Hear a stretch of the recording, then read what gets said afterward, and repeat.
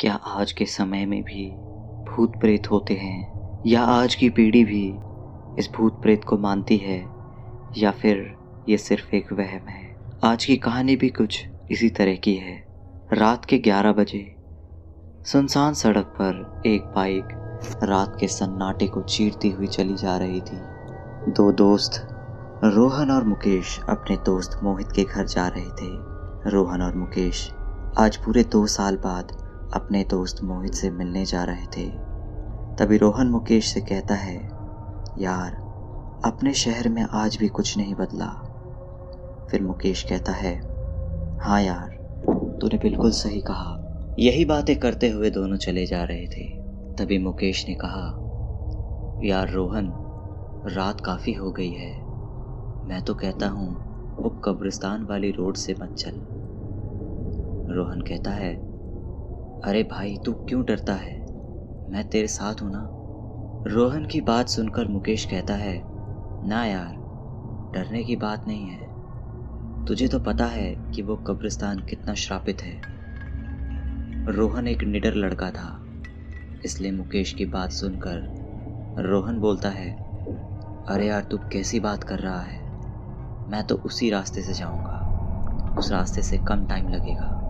मुकेश जानता था रोहन बहुत जिद्दी है और वो नहीं मानेगा, इसलिए मुकेश कुछ नहीं बोलता। और फिर उसके बाद रोहन उसी रास्ते से अपनी बाइक ले जाने लगता है। ये दोनों कुछ ही दूर आगे गए थे कि इनकी बाइक झटके देने लगी। तभी मुकेश कहता है, अरे यार क्या कर रहा है, सही से चला भाई। रोहन बोलता है, अरे भाई मैं तो सही से ही चला रहा हूँ, पर पता नहीं इस बाइक में ऐसा क्या हो गया। रोहन ने इतना कहा ही था कि इनकी बाइक झटके देते देते थोड़ा सा आगे जाके बंद हो गई। बाइक बंद होते ही रोहन बोलता है, अब ये बाइक कैसे बंद हो गई। मुकेश कहता है, अरे यार बंद हो गई तो क्या हुआ, फिर से स्टार्ट कर जल्दी। मुकेश के इतना बोलते ही रोहन बाइक फिर से स्टार्ट करने की कोशिश करने लगता है, पर बाइक स्टार्ट नहीं होती। तभी मुकेश ने एक ऐसी चीज़ देखी जिसे देखकर मुकेश बस देखता ही रह गया। मुकेश को देखकर साफ पता चलता था कि मुकेश ने जो चीज़ देखी है उसे देखकर मुकेश काफ़ी डर चुका है। तभी रोहन की नज़र मुकेश पर पड़ी तो उसे ऐसा डरा हुआ देखकर रोहन बोलता है, अरे अब तुझे क्या हो गया भाई। मुकेश कुछ नहीं बोलता, बस अपनी उंगली से इशारा करते हुए दिखाता है। जिस तरफ मुकेश की उंगली थी उस तरफ रोहन जैसे ही देखता है तो उसे दिखता है कि उसकी बाइक कहीं और नहीं बल्कि उसी कब्रिस्तान के गेट पर आके खराब हुई है। पर रोहन एक निडर लड़का था, इसलिए वो मुकेश से बोलता है, अरे भाई तू डर क्यों रहा है, बाइक इतने समय में घर में बंद पड़ी थी इसलिए बाइक बंद हो गई। और यार तू अब बाइक के नीचे उतर जा, पहले कोई मैकेनिक देखते हैं। रोहन ने इतना कहा ही था कि तभी मुकेश बोलता है, यार वो देख, एक मैकेनिक की दुकान। रोहन जैसे ही उस तरफ देखता है तो उसे दिखता है एक छोटी सी झोपड़ी बनी थी जिसमें एक पीला वाला बल्ब लटक रहा था और उसमें एक 45-50 साल का एक आदमी बैठा था। फिर उसके बाद वो दोनों अपनी बाइक उस मैकेनिक के पास ले जाते हैं और रोहन बोलता है, अरे काका देखना हमारी बाइक अचानक बंद हो गई। रोहन की बात सुनकर वो मैकेनिक उसकी तरफ देखता है और बोलता है, अच्छा बेटा तुम कुछ देर यहीं बैठो, मैं अभी देखता हूँ इसमें क्या हुआ है। इतना बोलकर वो आदमी बाइक ठीक करने लगता है और रोहन और मुकेश अभी वहाँ बैठे ही थे। तभी रोहन बोलता है, भाई तू यहाँ बैठ, मैं अभी 1 नंबर करके आया। इतना बोलकर रोहन 1 नंबर करने के लिए चला जाता है और थोड़ी ही आगे जाकर टॉयलेट करने लगता है। और जैसे रोहन 1 नंबर करके पीछे मुड़ता है तो वो देखता है उसके पीछे एक आदमी खड़ा था और वो उसे ही देख रहा था।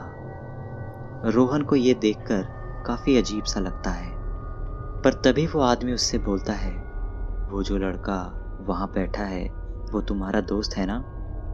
रोहन जवाब देते हुए बोलता है, हाँ है तो। फिर वह आदमी बोलता है, पर तुम्हारा दोस्त उस फटी हुई झोपड़ी में क्या कर रहा है? रोहन उसकी बात सुनकर बोलता है, बंद झोपड़ी?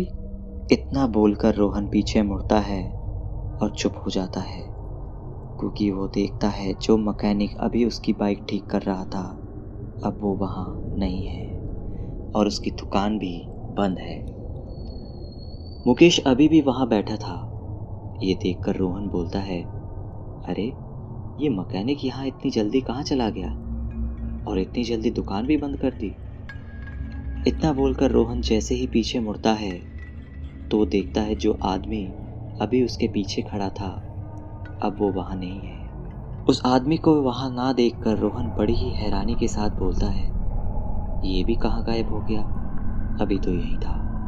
रोहन वैसे तो कभी नहीं डरता, पर आज जो कुछ भी उसने देखा उसे देखकर अब वो भी डरने लगा था। उसके बाद रोहन बिना टाइम गवाए मुकेश के पास जाता है और बोलता है, भाई जल्दी उठ यहाँ से, भाई जल्दी उठ और अभी यहाँ से चल। फिर मुकेश बोलता है, पर क्यों भाई, गाड़ी तो अभी ठीक होने ही वाली है। मुकेश के इतना बोलने के तुरंत बाद एक और आवाज़ आती है, अरे क्या हुआ बेटा, आपकी बाइक बस ठीक ही होने वाली है, ये और किसी की नहीं बल्कि उसी मैकेनिक की आवाज़ थी। रोहन जैसे ही सर ऊपर करके देखता है तो उसे दिखता है कि मैकेनिक वहीं खड़ा था और वो दुकान अभी भी खुली हुई थी। रोहन यही सोच रहा था कि ऐसा कैसे हो सकता है, अभी तो यहाँ कोई नहीं था, दुकान भी बंद थी, ये आखिरकार क्या हो रहा है।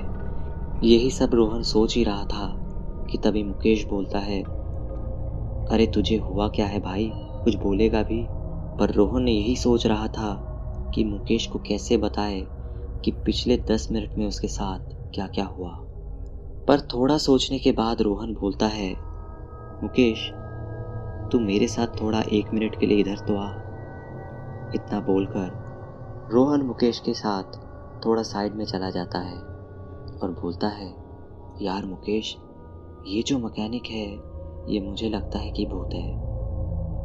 मुकेश रोहन की बात सुनकर हंसने लगता है और हंसते हुए कहता है, माना मैं भूत से डरता हूँ, पर इतना भी नहीं कि जो कुछ भी तू बोले मैं उसे मान लूँ। चल अब मजाक बंद कर और चल गाड़ी के पास बैठते हैं। फिर रोहन बोलता है, रुक भाई। फिर उसके बाद रोहन उसे सारी बात बताता है जो उसके साथ पिछले 10 मिनट में हुई थी। फिर मुकेश रोहन की बात सुनकर बोलता है, यार तुझे वहम हुआ होगा। इतना बोलकर वो वापस गाड़ी के पास चला जाता है। मुकेश ने रोहन की बात को मजाक में ले लिया था, इसलिए वो दोनों वहीं अपनी गाड़ी के पास आकर बैठ जाते हैं। पर तभी वो मैकेनिक अपनी गंभीर आवाज़ में कहता है, बाबूजी, क्या आपने अभी तक ये सोचा है कि एक सुनसान सड़क है और आसपास कोई दुकान भी नहीं है, बस कब्रिस्तान के गेट के सामने एक मैकेनिक की दुकान है और आसपास सिर्फ जंगल, और उसने अभी भी रात के 12 बजे अपनी दुकान खोल रखी है। वो दोनों कुछ नहीं बोलते, बस एक दूसरे को देखते हैं और उस मैकेनिक की बात सुनते रहते हैं। फिर वो मैकेनिक अपनी बात को जारी रखता है और कहता है, मैं आपकी बाइक ठीक कर दूंगा और उसके मैं कोई पैसे भी नहीं लूँगा। फिर मुकेश ने झिझकते हुए कहा, पर क्यों? फिर वो मैकेनिक मुस्कुराते हुए बोला, मैं पैसे नहीं लेता, मुझे पैसे नहीं बल्कि तुम दोनों की जान चाहिए। ये सुनकर दोनों हक्के बक्के रह गए। अब दोनों ने ना आओ देखा ना ताओ, दोनों वहाँ से तुरंत उठकर भागने लगे। दोनों लगातार भागे ही जा रहे थे, पर वो कब्रिस्तान की दीवार पार नहीं कर पा रहे थे, यानी कब्रिस्तान से आगे ही नहीं जा पा रहे थे। दोनों को भागते भागते अब लगभग आधा घंटा हो चुका था। दोनों की सांस फूलने लगी थी, पर तभी दोनों अचानक रुक जाते हैं और वो दोनों देखते हैं आगे उसी मैकेनिक की दुकान थी और वही कब्रिस्तान का गेट था, यानी दोनों भागते भागते वहीं वापस आ जाते हैं। फिर तभी वो दोनों देखते हैं कि वो मैकेनिक अभी भी उन्हें ही देखकर मुस्कुरा रहा था, मानो ये कह रहा हो कि अब तुम कहीं भी नहीं जा सकते। दोनों सोच ही रहे थे कि वो क्या करे। तभी रोहन मुकेश को जंगल की ओर भागने के लिए बोलता है।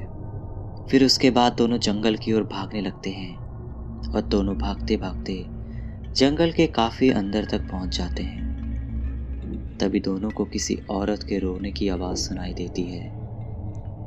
आवाज सुनकर दोनों पहले एक ही जगह पर रुक जाते हैं। फिर दोनों जिस ओर से आवाज आ रही थी उसी ओर जाने लगते हैं। पर थोड़ा ही आगे जाकर वो दोनों देखते हैं एक औरत उनसे थोड़ी ही दूर पर बैठी अपना सर नीचे करके रो रही थी। पर रोहन को पता नहीं क्या हो गया था। वो उसी औरत के पास जाने लगता है। मुकेश उसे रोकना तो चाहता था, पर वो कुछ बोलता नहीं और वो भी उसके पीछे चलने लगता है। फिर उसके बाद रोहन उस औरत के पास जाता है और बोलता है, अरे सुनिए, आप और इतनी रात को यहाँ क्या कर रही हैं? पर वो औरत रोहन की बात का कुछ जवाब नहीं देती, जैसे उसने रोहन की बात सुनी ही ना हो। फिर रोहन अपने हाथ से उस औरत को टच करते हुए एक बार फिर से बोलता है, अरे कौन है आप और आप यहाँ रो क्यों रही हैं? इस बार वो उनकी बात सुन लेती है और अचानक से उसका रोना बंद हो जाता है। वो कहती है, उसने मेरे पति को मार दिया। बस इतना बोलकर वो औरत फिर से रोने लगती है। फिर मुकेश डरते डरते बोलता है, किसने तुम्हारे पति को मार दिया? फिर वो औरत अपनी गंभीर आवाज में कहती है, उसने मेरे पति से अपनी गाड़ी ठीक करवाई। उसने मेरे पति से अपनी गाड़ी ठीक करवाई और जब मेरे पति ने उससे पैसे मांगे तो उसने मेरे पति को मार दिया और अब हम सबकी गाड़ी ठीक करते हैं पर पैसे नहीं लेते। इतना बोलकर वो औरत चुप हो जाती है। पर ये सुनकर उन दोनों के होश उड़ जाते हैं और तभी वो औरत अचानक से अपना सर ऊपर करती है और उन दोनों की तरफ जैसे देखती है, वो दोनों जैसे ही उस औरत का चेहरा देखते हैं, उनकी दिल की धड़कनें दोगुना रफ्तार से दौड़ने लगती है, क्योंकि उस औरत के चेहरे पर कोई मांस ही नहीं था। फिर वो औरत इन दोनों की तरफ देखती है और बोलती है, अब तुमने हमसे अपनी बाइक ठीक करवाई है, अब तुम्हें मरना होगा, क्योंकि तुम भी पैसे नहीं देते और मेरे पति को मार देते। दोनों जैसे ही ये बात सुनते हैं तो उनके अंदर डर की लहर दौड़ जाती है। इसलिए वो तुरंत अपने हाथ जोड़ते हैं और उनसे विनती की सुर में कहते हैं, हम दोनों को जाने दो, हम तो पैसे देने ही वाले थे। तभी उनके पीछे से एक आवाज आती है, बाइक ठीक हो गई है बाबूजी। आवाज सुनकर दोनों जैसे ही पीछे देखते हैं तो वो मैकेनिक उनके पीछे ही खड़ा था और वो मैकेनिक फिर बोलता है, आपकी बाइक ठीक हो गई है। उसके इतना बोलने के बाद रोहन और मुकेश रोते हुए बोलते हैं, हमें जाने दो, हमने कुछ नहीं करा। पर उनकी बात सुनकर वो मैकेनिक बोलता है, कुछ करने के लिए तुम बचोगे कब? इतना बोलकर वो उनके पास आने लगता है और वो जितना पास जा रहा था वो मैकेनिक उतना ही भयंकर होते जा रहा था, यानी उसके चेहरे से भी मांस गायब होने लगा था और उसकी आंख से खून आने लगता है। और तभी उस औरत के रोने की आवाज भी बढ़ने लगी थी। उसकी आवाज इतनी तेज हो रही थी कि अब रोहन और मुकेश के कान में चुभ रही थी और देखते ही देखते रोहन और मुकेश के कान से खून आने लगा था। फिर उसके बाद मैकेनिक भी उनके एकदम करीब आ जाता है और वो दोनों कुछ नहीं कर पा रहे थे। उन दोनों को ऐसा लग रहा था जैसे उनके ऊपर लाखों चींटियां छोड़ दी गई हो और वो सभी चींटियां एक साथ उन्हें काट रही हैं। वो दोनों कुछ कर पाते उससे पहले ही उस मैकेनिक ने रोहन की दोनों आंखें निकाल ली थी। रोहन ने दर्द से तड़प तड़प कर वहीं मुकेश के सामने ही अपना दम तोड़ दिया और मुकेश कुछ नहीं कर पा रहा था। और तभी वो मैकेनिक उसकी ही तरफ देखने लगा और देखते ही देखते मैकेनिक ने मुकेश की भी दोनों आंखें निकाल दी और मुकेश ने भी वहीं तड़प तड़प कर अपना दम तोड़ दिया। कहते हैं आज भी उस कब्रिस्तान के गेट के आगे वही मैकेनिक रात को अपनी दुकान खोलता है और वो अभी भी गाड़ी ठीक करने के लिए पैसे नहीं लेता। क्या आपको भी अपनी गाड़ी फ्री में ठीक करवानी है?